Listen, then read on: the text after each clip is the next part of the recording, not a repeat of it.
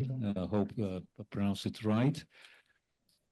He's at the Asteroid Institute, and this is a remote talk. Mhm. And he's going to talk about optimized open source tools for scalable solar system service. Alec, you can proceed if you hear me. Okay, yes, thank you. Can you hear me okay? Yep, absolutely. Okay, great. Yeah, so I was going for the longest title I could think of, Optimize Open Source Tools for Scalable Solar System Science. And so this talk is for you if, maybe you write software in Python, ideally related to solar system science, but also maybe you are just curious why scientific Python users don't just use pandas data frames for everything, or you deal with large data sets and you care a lot about your memory footprint, disk space, things like that. Or maybe you're just curious about lots of things and none of those apply to you. So my name is Alec Koumjian. I work at Asteroid Institute, which is a virtual institute of B612 Foundation. We work in collaboration with the University of Washington. B612 Foundation is an organization, nonprofit, dedicated to protecting Earth from asteroid impacts.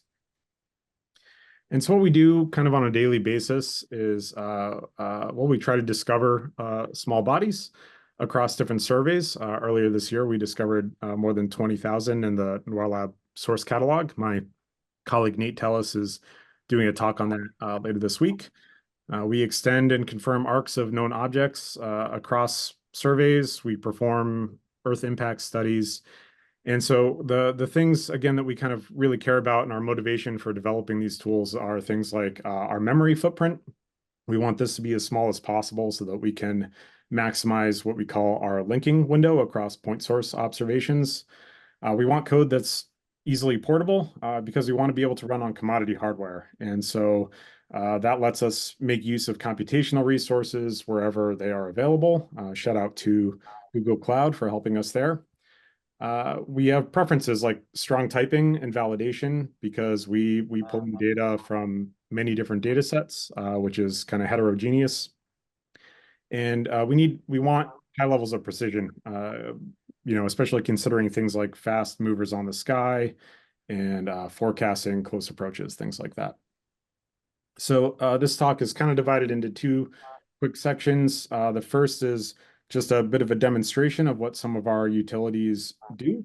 And then the second half is just a surface level introduction to some of our design decisions and the tools that we're using. So I'm mostly going to be talking about Atom Core, which is a bit of our Swiss Army knife library. And instead of just going through the talk, I'm going to go into the dangerous world of live demos here. And so this is a Jupyter notebook in my VS Code editor. And so what I'd like to do is start with showing you our orbits class. So we're just going to go ahead and import from Atom Core orbits, import orbits. And then a utility here called query small bodies database. It's to grab state vectors from SBDB. So we'll import those. And then I've got 28 objects here that I'm just declaring the IDs for. And so we're going to go ahead and grab the state vectors from SBDB.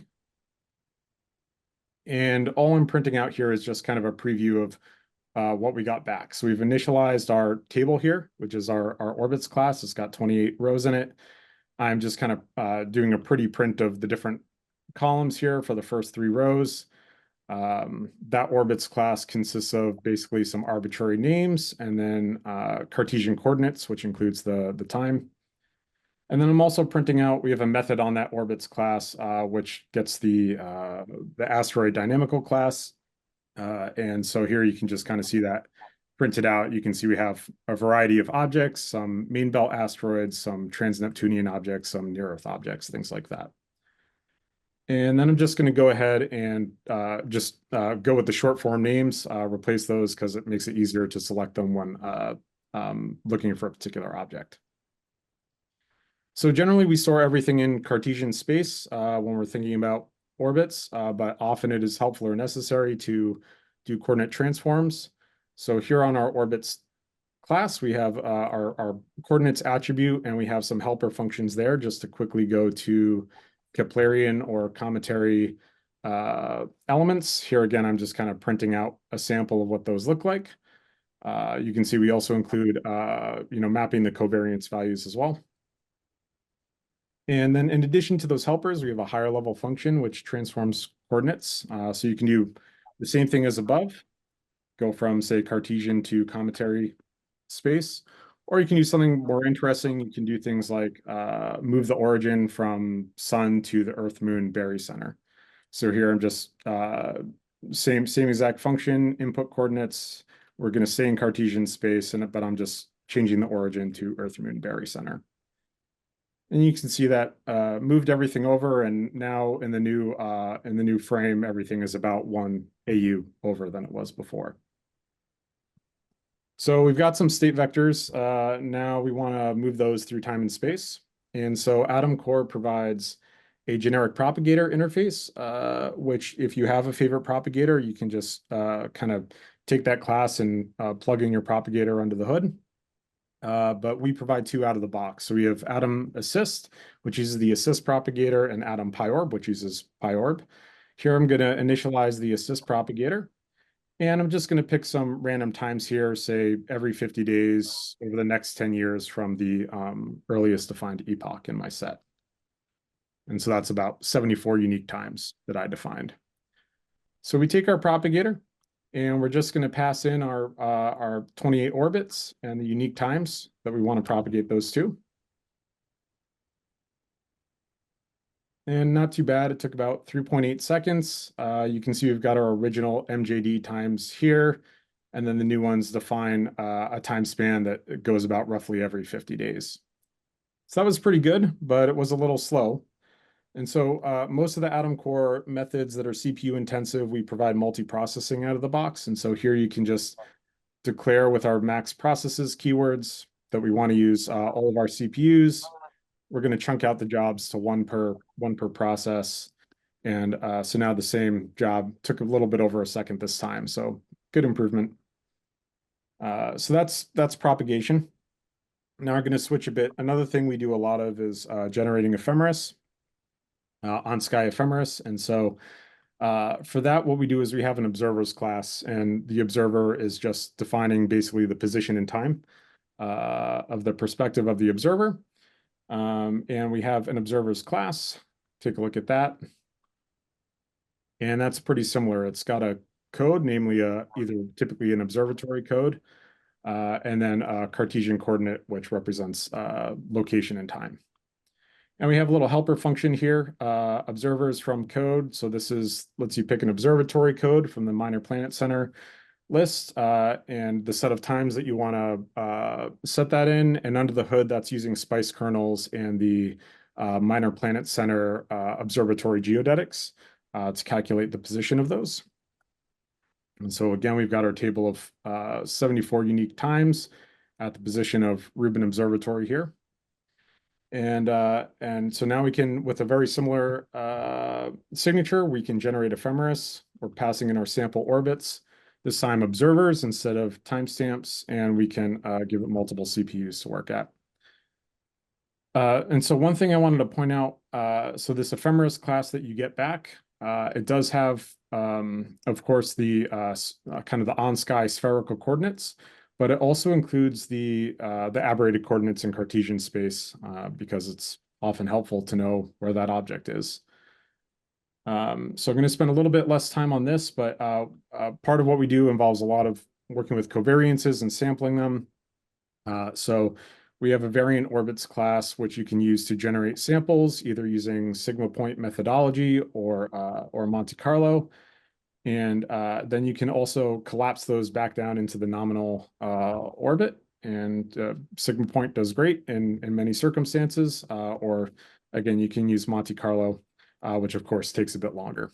And your accuracy is going to range with the number of samples that you feed into it.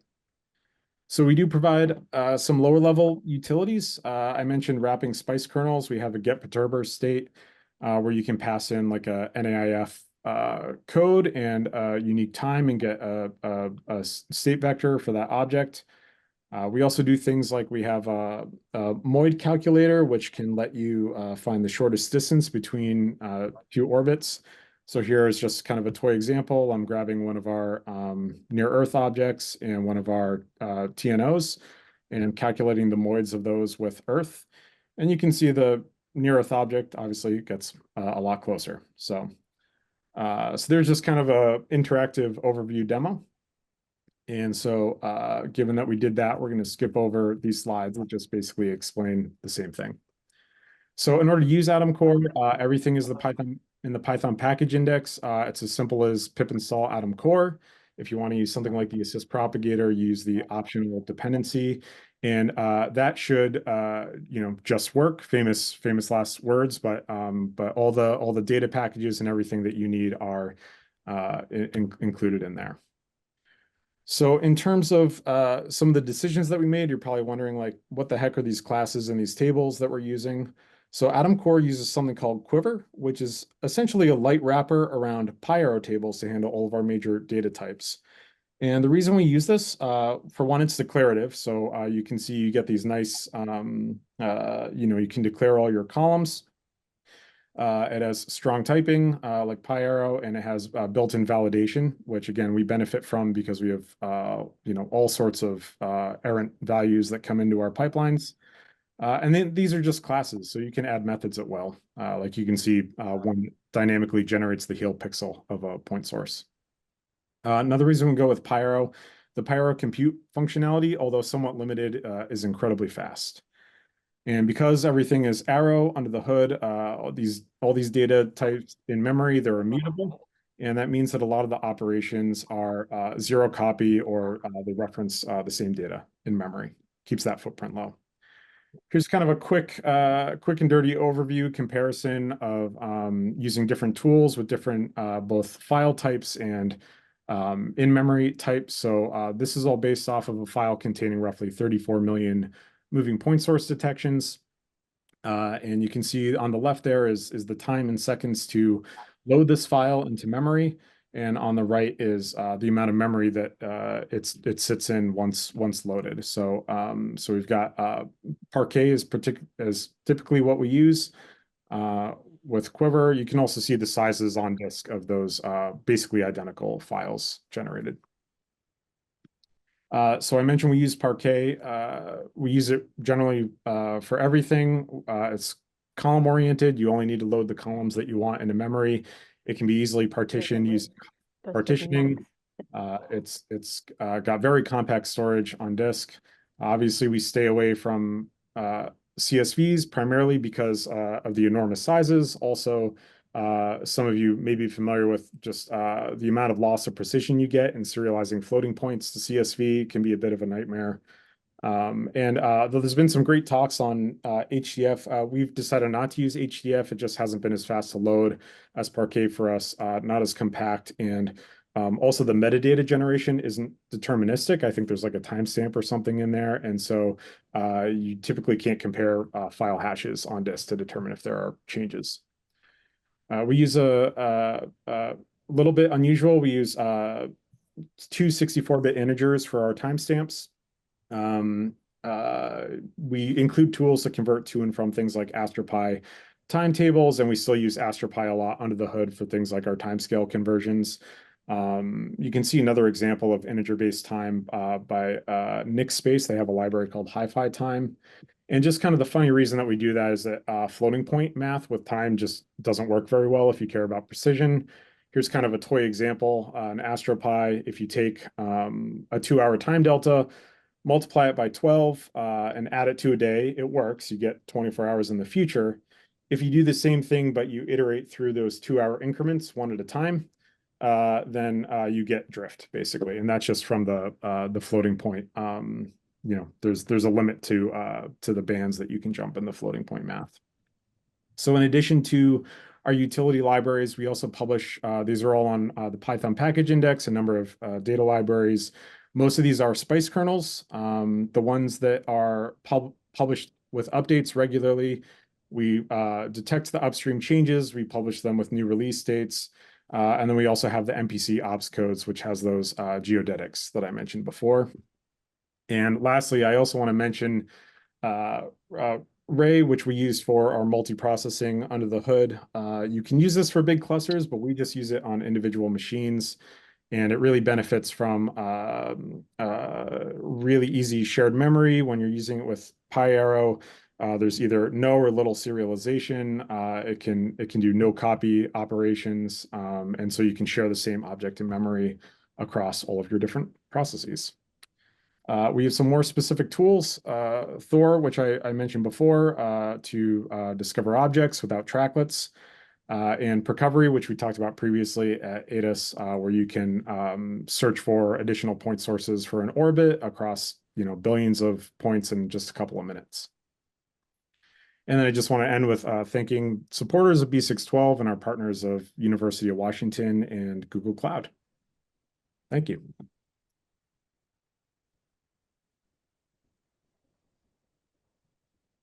I wasn't able to give you a 2 minutes warning, so you basically used all of your time. Maybe we can have time for a quick question from upstairs. Over there. No questions from upstairs.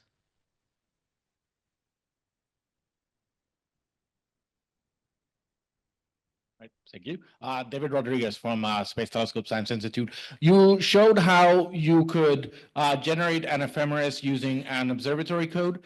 Do you support observatory codes for things like the James Webb Space Telescope, whose position is also changing with time? Yeah, we don't yet have support for like arbitrary spice kernels for those codes, but it's something we want to do, and we're pretty sure we know how to do it. So it's really just a matter of taking the time to add that functionality. Thank you, Alec, and let's thank him again. Okay, our next talk is a remote speaker. Nate Tellis is going to speak about asteroid discovery with THOR on the NOIRLab Source Catalog, an engineering perspective. Please go ahead. Thank you. Good afternoon, everyone. My name is Nate Tellis. I'm an engineer with the Asteroid Institute. We're an organization specializing in building software tools for the analysis of moving source data, with the primary goal of discovering and characterizing hazardous asteroids.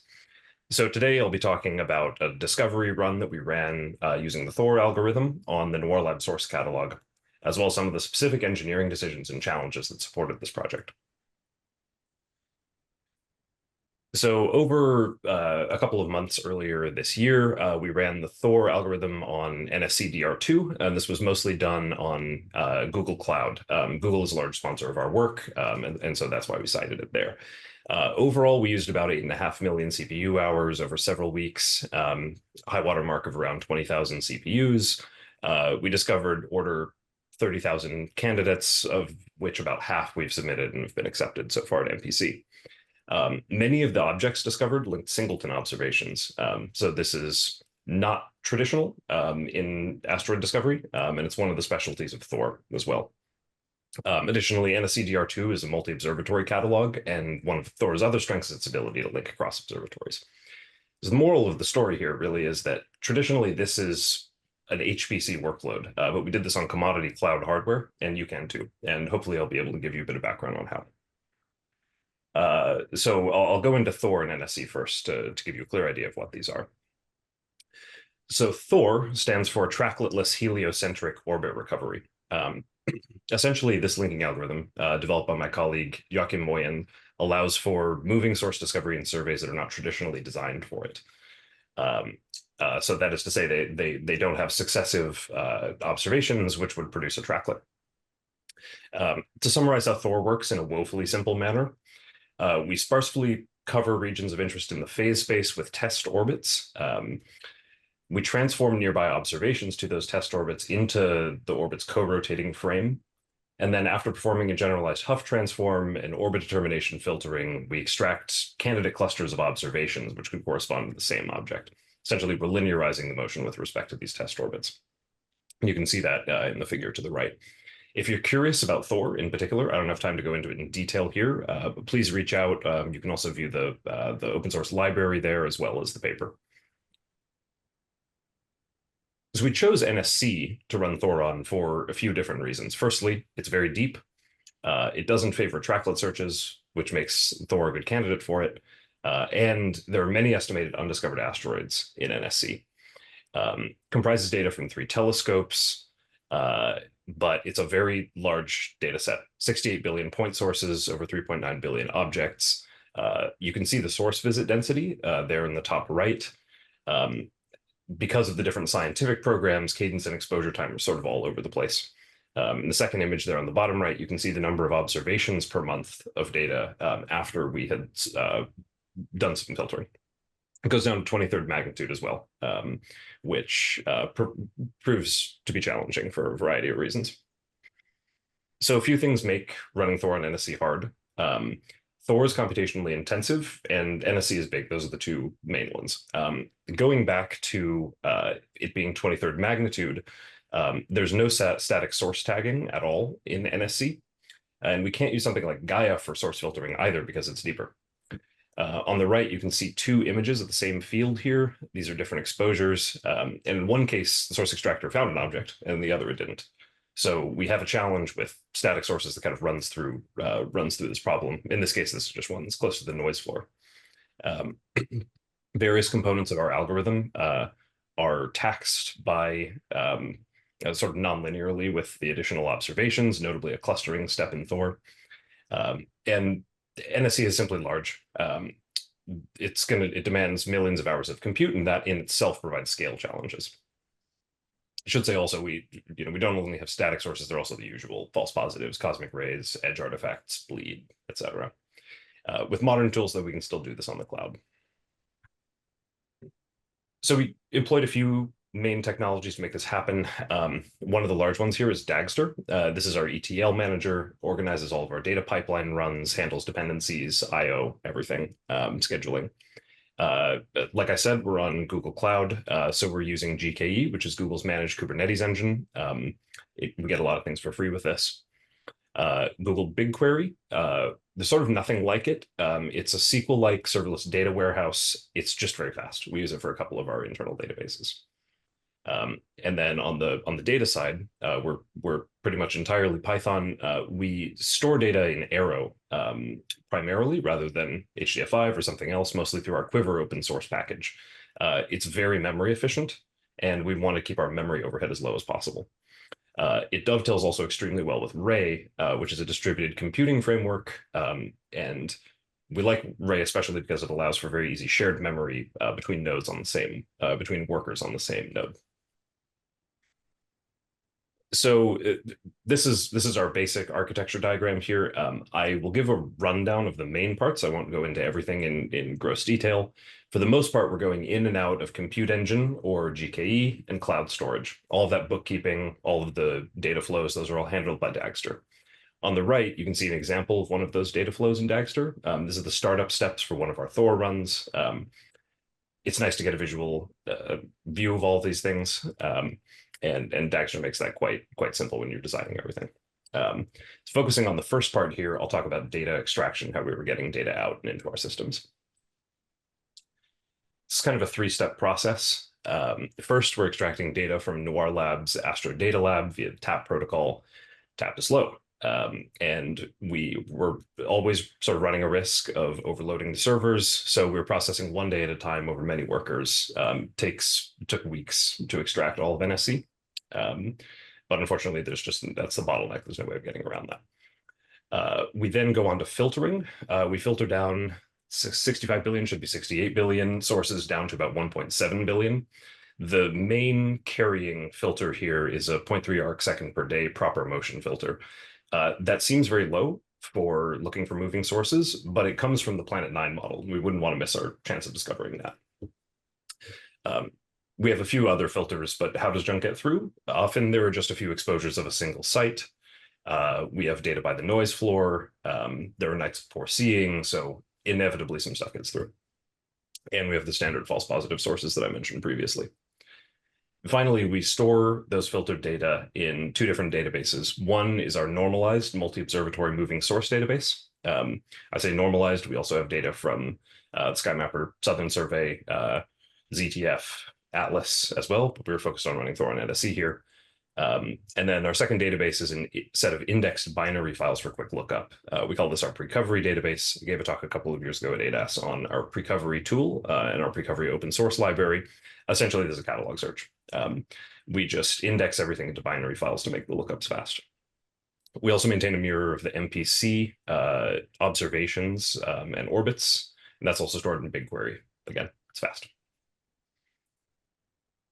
So we have our data. How do we run Thor on it? Our first step is generating a series of test orbits. So these are the assumed orbits, and that's the core unit of compute and parallelization across a Thor run. We also parallelize on calendar month partitions. If the linking window is too long, things go a little bit crazy, so we operate month by month. So to generate those test orbits, we are taking the known object population from MPC. We pre-propagate everything to the beginning of every monthly partition, gather observations, and then select up to 9 orbits that intersect every unique heel pixel in those data, selected in bins of semi-major axis, eccentricity, inclination. Basically, we're trying to sample the known population evenly as it intersects the data. So what happens with each of those test orbits? Each one is run as its own Kubernetes workload. Critically, these are relatively constant in memory because of our choices of our open source tool Quiver and Ray. What that allows us to do is run on commodity hardware. And notably, it allows us to fit onto some relatively small VMs on the cloud, which subsequently allows us to scale these on spot instances.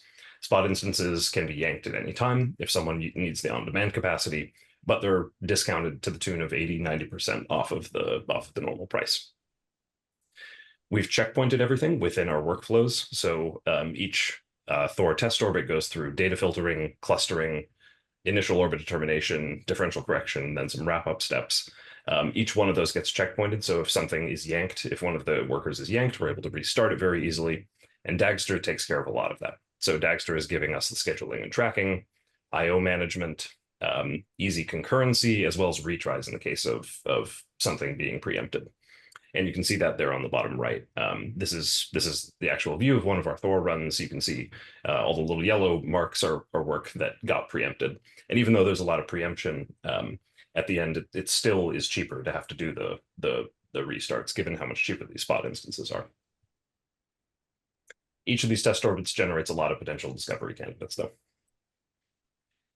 So because of all of those, and because the test orbits are independent, there's a lot of duplication, there's a lot of overlap, and we have to deduplicate those objects and merge them. We have to spawn some pretty large machines to do that deduplication because we need a lot of observations in scope.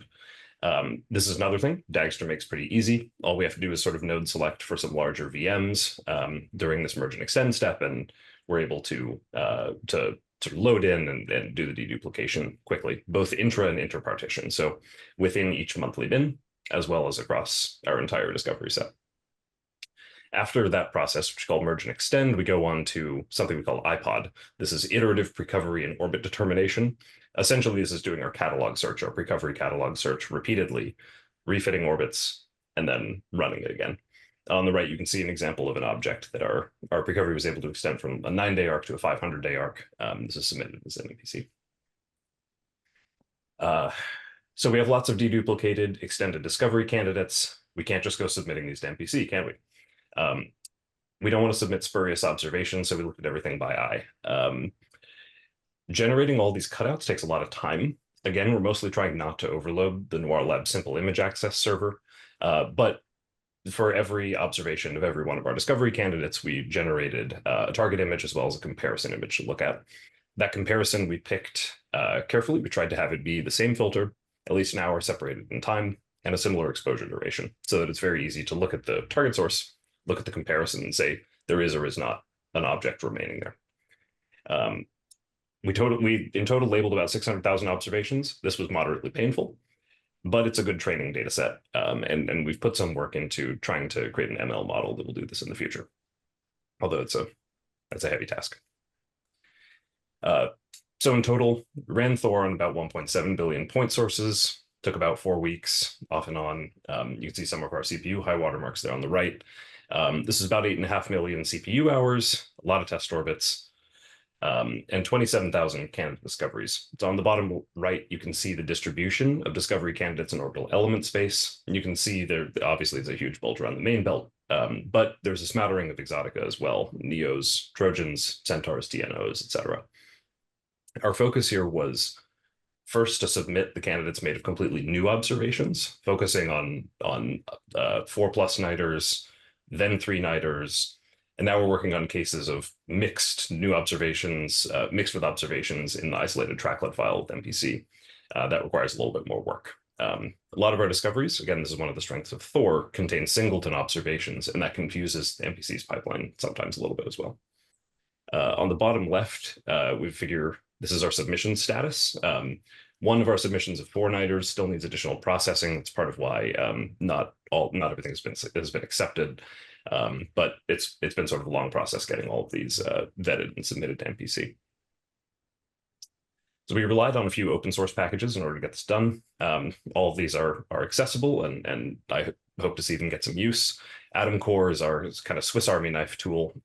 My colleague Alec Koumjian went into great detail on these yesterday, and I hope you're able to refer to his talk to learn more.